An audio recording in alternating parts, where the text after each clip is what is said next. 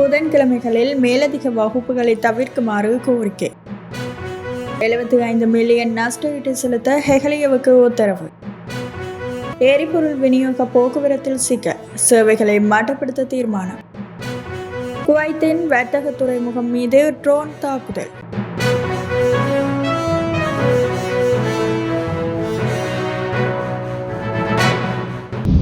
வாரத்தின் ஒவ்வொரு புதன்கிழமையும் அனைத்து வகையான மேலதிக வகுப்புகளையும் இடைநிறுத்துமாறு அத்தியாவசிய சேவைகள் ஆணையாளர் நாயகம் PK பிரபாத் சந்திரகீர்த்தி ஆசிரியர்களிடம் கோரிக்கை விடுத்துள்ளார். இருப்பினும் இது எந்த வகையிலும் ஒரு கட்டாய உத்தரவு அல்ல என்பதை அவர் தெளிவுபடுத்தியுள்ளார். புதன்கிழமைகளில் மேலதிக வகுப்புகளை நடத்துவது தொடர்பாக எழுந்துள்ள சிக்கல் நிலை குறித்து வினவிய போதே அவர் இதனை குறிப்பிட்டுள்ளார். அத்தியாவசிய சேவைகளுக்கு அதிக இடமளித்தல் மற்றும் எரிபொருள் பயன்பாட்டை பாதுகாப்பான முறையில் முகாமை செய்யும் நோக்கில் அரசாங்கத்தினால் அண்மையில் சில விசேட தீர்மானங்கள் எடுக்கப்பட்டன. இதற்கமைய மறு அறிவித்தல் வரை ஒவ்வொரு புதன்கிழமையும் அரசு அலுவலகங்களுக்கு விடுமுறை தினமாக அறிவிக்கப்பட்டுள்ளது. இந்த விடுமுறை அரச கூட்டுத்தாபனங்கள், சபைகள் மற்றும் அதிகார சபைகளுக்கு பொருந்தும். குறித்த தீர்மானம் கல்வித்துறைக்கும் விரிவுபடுத்தப்பட்டுள்ளது. அரசு அனுமதியின் கீழ் இயங்கும் தனியார் மற்றும் சர்வதேச பாடசாலைகள், முன்பள்ளிகள், பிரிவினாக்கள், தொழில் பயிற்சி மற்றும் உயர்கல்வி நிறுவனங்கள் உள்ளிட்ட அனைத்து நிறுவனங்களுக்கும் இது பொருந்தும் என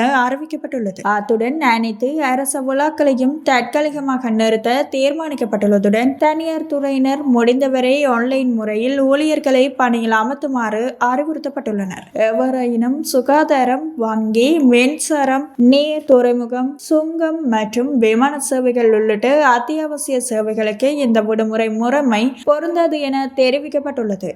2022 ஆண்டு இந்திய கடன் திட்டத்தின் கீழ் பதிவு செய்யப்படாத நிறுவனம் ஒன்றிடமிருந்து கொள்முதல் நடைமுறைகளை மீறி சுகாதார பொருட்களை கொள்வனவு செய்ததன் மூலம் முன்னாள் சுகாதார அமைச்சர் ஹெகலிய ராம்புக்வெல்ல உள்ளிட்ட குழுவினர் அடிப்படை உரிமைகளை மீறியுள்ளதாக உயர் நீதிமன்றம் இன்று தீர்ப்பளித்துள்ளது. இதனால் அவரது தனிப்பட்ட பணத்திலிருந்து 75 மில்லியன் ரூபாய் நஷ்டஈட்டை அரசாங்கத்துக்கு செலுத்த வேண்டும் என உயர் நீதிமன்றம் உத்தரவிட்டுள்ளது. அதே நேரம் சுகாதார அமைச்சர் அன்றைய செயலாளர் ஜனக சந்திரகுப்த மற்றும் தேசிய மருந்துகள் ஒழுங்குபடுத்தல் அதிகார சபையின் முன்னாள் தலைவர் பேராசிரியர் ST ஜெயரத்ன ஆகியோர் தலா 50 மில்லியன் ரூபாயை செலுத்த வேண்டும் என உத்தரவிடப்பட்டுள்ளது. அத்துடன் தேசிய மருந்துகள் ஒழுங்குபடுத்தல் அதிகார சபையின் முன்னாள் பிரதான நிறைவேற்று அதிகாரி வைத்தியர் விஜித் குணசேகர மற்றும் மருத்துவ வளங்கள் பிரிவின் முன்னாள் பணிப்பாளர் வைத்தியர் துசித சுதர்சன ஆகியோர் 50 மில்லியன் ரூபாவை நஷ்ட ஈடாக அரசாங்கத்துக்கு செலுத்த வேண்டும் எனவும் அறிவிக்கப்பட்டுள்ளது. டிரான்ஸ்பரன்சி இன்டர்நேஷனல், ஸ்ரீலங்கா உள்ளிட்ட இரு தரப்பினர் தாக்கல் செய்த அடிப்படை உரிமை மீறல் மனுவை விசாரணை செய்த பின்னரே இந்த தீர்ப்பு வழங்கப்பட்டது. பிரதம நீதியரசர் பிரீத்தி பத்மன் சூரசேன தலைமையிலான 3 அடங்கிய உயர் நீதிமன்ற நீதியரசர்கள் குழாம் இந்த வரலாற்று முக்கியத்துவம் வாய்ந்த தீர்ப்பை அறிவித்தது. இலங்கையில் எரிபொருள் விநியோகத்தில் ஈடுபட்டுள்ள ஐக்கிய இலங்கை எரிபொருள் தாங்கி ஊர்திகளின் உரிமையாளர்கள் சங்கம் இன்று முதல் தனது சேவைகளை மட்டுப்படுத்த தீர்மானித்துள்ளது.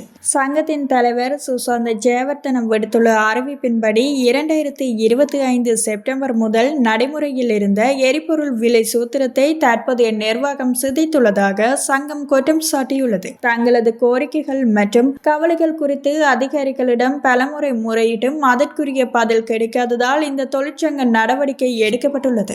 இதன்படி முழுமையான பணிப்புறக்கணிப்பாக இல்லாவிட்டாலும் மிக குறைந்த எண்ணிக்கையிலான வாகனங்கள் மட்டுமே எரிபொருள் கொண்டு செல்லும் பணியில் ஈடுபடும். மீதமுள்ள வாகனங்கள் சேவையில் இருந்து விலகிக் கொள்ளப்படும் என்று தெரிவிக்கப்பட்டுள்ளது.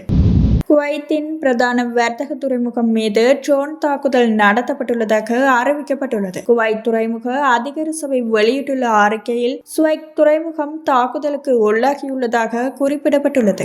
ஆரம்பகட்ட அறிக்கைகளின்படி இந்த தாக்குதலினால் சொத்துக்களுக்கு சேதம் ஏற்பட்டுள்ள போதிலும் உயர் சேதங்கள் எதுவும் ஏற்படவில்லை என தெரிவிக்கப்பட்டுள்ளது. துறைமுகத்தில் தற்போது அவசர கால நடைமுறைகள் அமல்படுத்தப்பட்டுள்ளதாக அந்த அதிகார சபை மேலும் தெரிவித்துள்ளது.